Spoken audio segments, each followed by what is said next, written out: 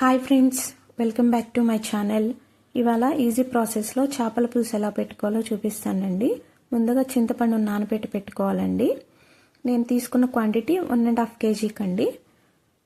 తర్వాత చేపలను శుభ్రంగా కడుక్కొని నేను చూపించిన విధంగా ఉప్పు, కారం, పసుపు వేసి ఒక 5 minutes రెస్ట్ ఇవ్వాలండి. నెక్స్ట్ గిన్నె తీసుకొని దాంట్లోకి ఆయిల్ వేసి పోపులోకి జీలకర్ర, ఆవాలు, మెంతులు ఈ 3 వేసి ఫ్రై చేసుకోవాలండి. నెక్స్ట్ కరివేపాకు కూడా వేసుకున్నాను నేను. ఇది వేగిన తర్వాత 2 ఆనియన్స్ తీసుకున్నానండి. ఆనియన్స్ చిన్న ముక్కలుగా కట్ చేసి వేసుకున్నాను. 2 పచ్చిమిరపకాయల చిలుకలు వేసుకున్నానండి. ఇవి ఫ్రై అయిన తర్వాత 1 స్పూన్ అల్లం వెల్లుల్లి పేస్ట్ వేసుకున్నాను. చేపల కూరలోకి ఎక్కువ మసాలాలు ఏం అవసరం లేదండి. ఉప్పు, కారం కరెక్ట్గా వేసుకుంటే సరిపోతుంది. నెక్స్ట్ నేను ముందుగా నానబెట్టి పెట్టుకున్న చేప ముక్కలు వేసుకున్నాను. ఇలా ముందుగా పెట్టుకుంటే చేప ముక్కలకి కొంచెం ఉప్పు, కారం బాగా పడుతుందండి. వీటిని ఒక 5 minutes వేగనివ్వాలి. ఇవి వేగేంత వరకు నేను నా జీవితంలో జరిగిన ఒక సంఘటన చెప్తానండి. మీరు ఎప్పుడూ కూడా ఎవరిని నమ్మొద్దండి. మీ సొంత రిలేషన్స్ కూడా ఎవరిని నమ్మొద్దు. మేము నమ్మి చాలా లాస్ అయ్యామండి. ఎప్పుడూ కూడా ఎవరిని నమ్మొద్దు. ఏదైనా ఒక విషయం చేసేటప్పుడు కానీ, ఏదైనా సంతకాలు అట్లాంటివి పెట్టాల్సినప్పుడు కానీ 1-2 సార్లు ఆలోచించి అందరి నిర్ణయం తీసుకొని పెట్టండి. ఒక్కసారి లాస్ అయిన తర్వాత జీవితం ఎప్పటికీ తిరిగి రాదండి. మేము కూడా ఇప్పుడు అలాంటి పని ఒకటి చేసి చాలా ఇబ్బందులు పడిపోతున్నాము. ఏదైనా ఒక పని చేసే ముందు ముందు ఆలోచించుకొని చేయండి. ఎప్పుడు కూడా రాంగ్ డెసిషన్స్ తీసుకోవద్దు. అలా తీసుకోవటం వల్ల మీ జీవితమే లాస్ అయిపోతుంది.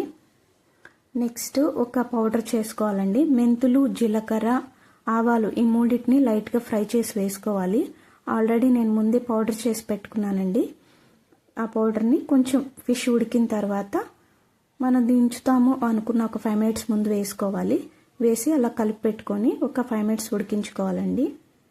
నా ఛానల్ కనుక నచ్చితే లైక్ చేసి సబ్స్క్రైబ్. హాయ్ అండి, అందరూ బాగున్నారా? నేను కూడా బాగున్నానండి.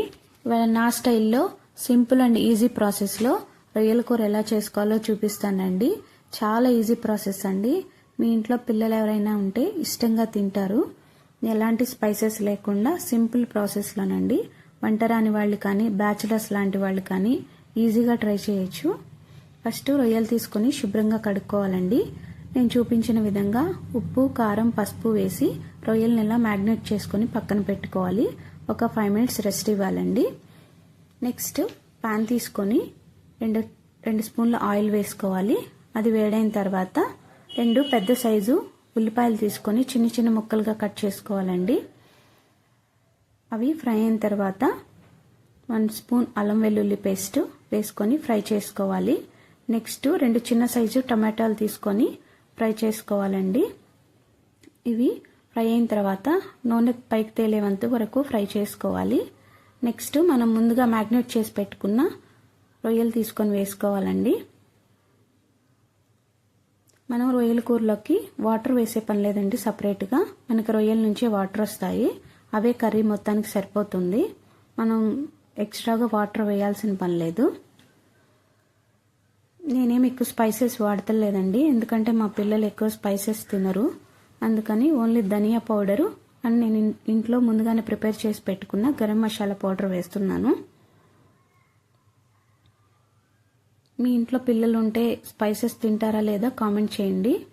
తర్వాత ఒక 5 minutes మూత పెట్టి సిమ్లో పెట్టుకొని ఉడికించుకోవాలి. ఆ ప్రాసెస్లో మనం పప్పులో వేసుకునే అంత చింతపండుని నానబెట్టి పెట్టుకోవాలండి.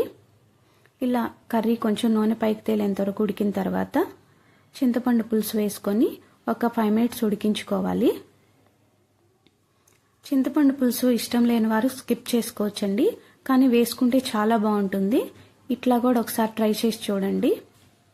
ఉప్పు, కారాలు మనకి సరిపోయినంతగా అడ్జస్ట్ చేసుకొని వేసుకోవాలి. ఇలా పూర్తిగా కర్రీ ఉడికిపోయిన తర్వాత పైన కొత్తిమీర చల్లుకొని గార్నిష్ చేసుకోవాలండి. నా స్టైల్లో సింపుల్ అండ్ ఈజీ ప్రాసెస్లో రొయ్యల కూర అండి. ట్రై చేయండి.